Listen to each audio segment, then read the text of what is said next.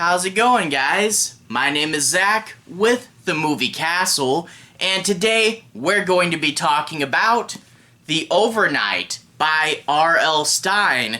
This is the third book in the Fear Street series, and it originally came out in 1989.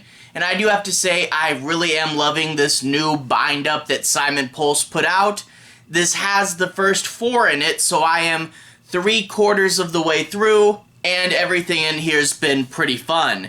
And this is, again, another really solid Fear Street book, and I've read a few of these by now. I think this is like maybe the 6th or so one that I read, and I do have to say, a really consistent, really solid series, and each one, you know, it has its tropes, but it kind of does its own thing. And with doing its own thing, the biggest thing here is this is a camping book, but also has a really cool setting. Fear Island. Now that's really cool. In addition to that, this is sort of a getting away with a crime book. So if you guys like things like I Know What You Did Last Summer, this is in kind of the same vein, and you'll definitely see shades of that. But overall, another one that I had fun with, and definitely looking forward to reading more Fear Street. I guess without further ado, I want to talk a little bit about the plot, and I'm not going to be doing any major spoilers, but I do want to analyze some of this, make sure you guys know what the book's about, but I won't be touching the end or anything like that. But let's actually start off talking about the characters. This book is about the Shadyside High Outdoor Club, and we get 6 of them. The first main character is Della, and Della has recently broken up with Gary. She said it was a spur-of-the-moment thing, she regrets doing it, and can't even remember why they broke up. So she still has feelings for him, and she wants to win him back. That's gonna be kind of hard because Gary is now dating Suki. Suki is kind of a punk character. She's got short, spiky hair, and she's gonna speak her mind and probably not let Della steal Gary back too easily. In the other outdoor club members, we have Della's best friend, Mai. I'm not sure how to pronounce it. M-I-A-I. But she's Della's best friend, and she gets really nervous. She had overbearing parents who are watching her like a hawk, and she can barely feel like she can rebel in any sort of way. We also have Ricky, and Ricky's a character that might annoy some people, but I really did feel for the poor guy. He's overweight and awkward, and he uses humor as kind of a way to try to fit in. You know, and that sort of a thing is when you want to get in good with people, using humor well can really work, you know, joking, laughing, making people smile.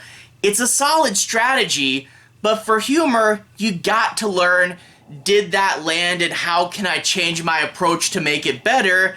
And Ricky is in his awkward teenage years.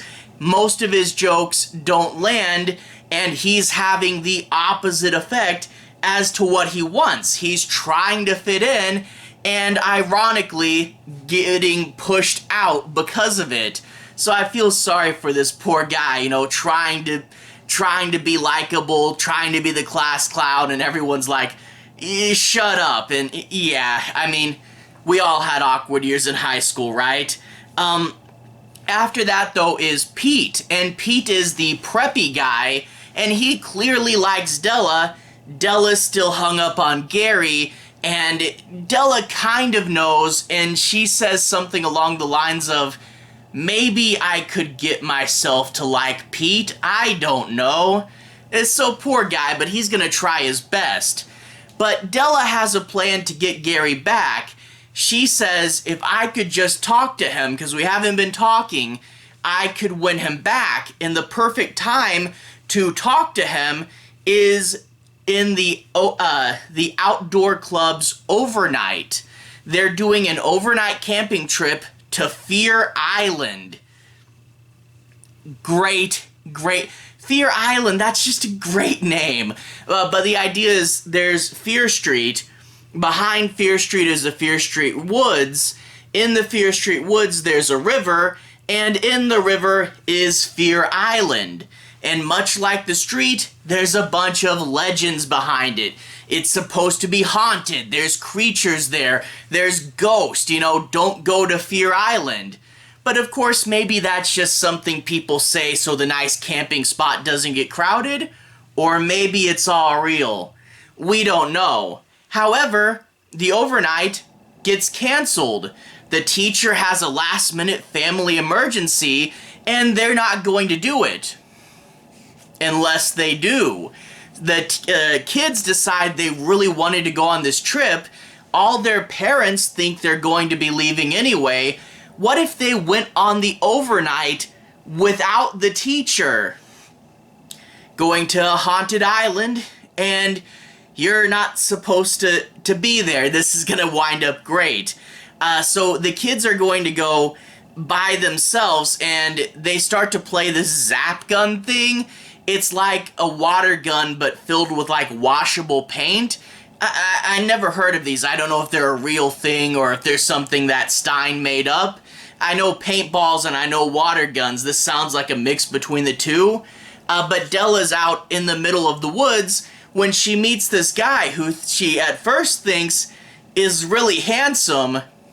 But you talk to him for more than 5 minutes and you realize there's something wrong with this guy. He starts to get randomly offended. He has this weird rant about communication, and he starts to grab and attack Della. And in self-defense, she pushes him away, off a ravine, and to his death. So she accidentally knocked someone into a ravine, and he snapped his neck, and now Della is a killer. Well, of course, all her friends show up right afterwards, and they have to decide what to do. The sort of I know what you did last summer aspect, and they decide to hide it. Now, in reality, this is a clear-cut case of self-defense. That's probably what you should do. Just get it all in the clear and just tell somebody. But they say, you never know. It might not go down that way. We might get in trouble. But also, we don't want to have the reputation in school. We don't want everyone to see us and say that we're killers. And also, we don't want our parents to find out about the overnight.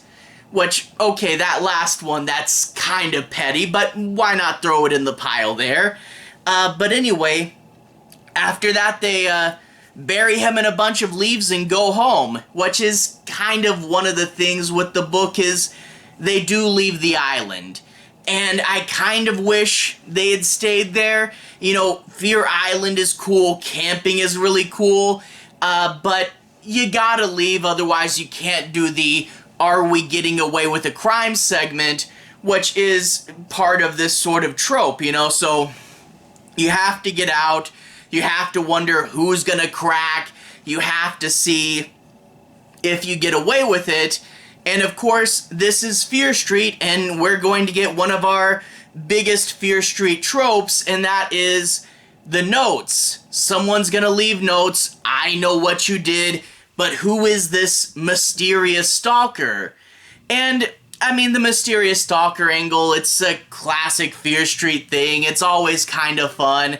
That being said, it was done better in, The Surprise Party and Secret Admirer, but, I guess we have to do that whole can we get away with a crime thing, and if we had stayed on the island, I guess we couldn't really do that. I won't spoil much past this in the book. I won't say how it ends, but I do want to say I did like the end. The end was very visceral.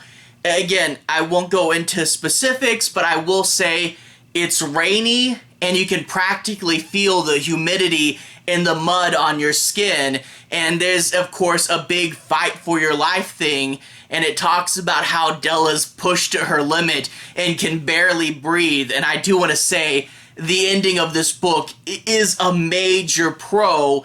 That final 20-30ish pages there, really visceral, and really, really well written, and I definitely like it.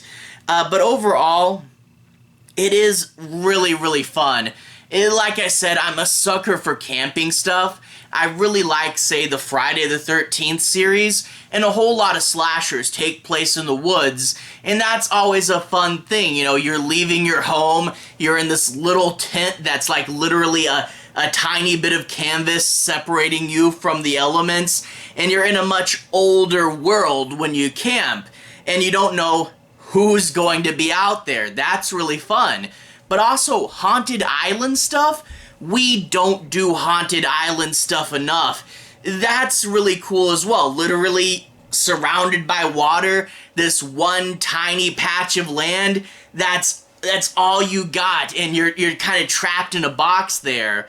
Island horror is something I didn't realize I liked as much as I did, and then I realized how excited I got for that.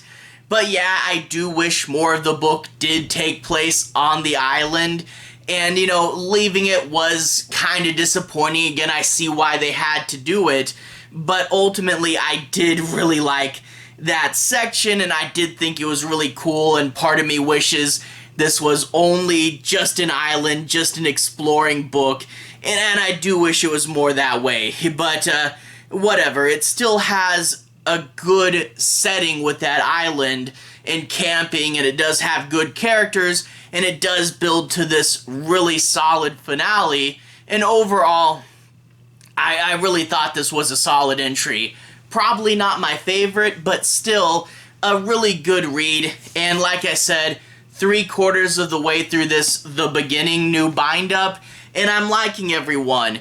I don't know which one I'll go to next, because I have the last one in here, which is called Missing, but I also have, I think I picked up all the other new Simon Pulse releases, and I think I heard someone say that The Perfect Date was pretty good as well, so I might go to that one. If you have any recommendations, I'd be curious to hear what you guys really like, because so far I've liked everything from the series, and I'll see if I can find a copy of it. But anyway, good solid entry, fun setting, definitely would recommend it. If you guys want to see me talk more about Fear Street, I'll put a relevant playlist on the bottom. This should be my R.L. Stine playlist. I covered a bunch of the other books and the movies, and I even talked about Night of the Living Dummy and his new comic book series, Stuff of Nightmares. That was pretty fun. Anyway, have a good day. I'll see you guys again very, very soon. Stine playlist on the bottom. Have a good day now.